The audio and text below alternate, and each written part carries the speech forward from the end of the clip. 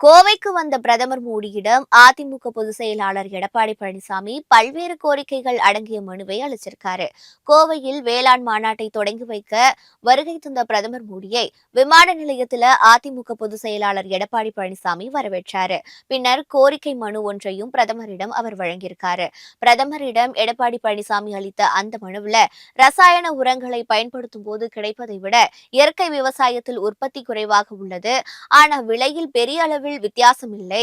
எனவே இயற்கை விவசாயத்திற்கு தேவையான மண்புழுக்கள், வேப்பம் புண்ணாக்கு, நன்மை பயக்கும் நுண்ணுயிர்களை மானிய விலையில மத்திய அரசு வழங்க வேண்டும். இயற்கை விவசாயத்தை ஊக்குவிக்க சிறப்பு ஊக்கத்தொகை, நேரடி மானியம் வழங்க வேண்டும் என கோரிக்கைகள் விடுக்கப்பட்டிருக்கு.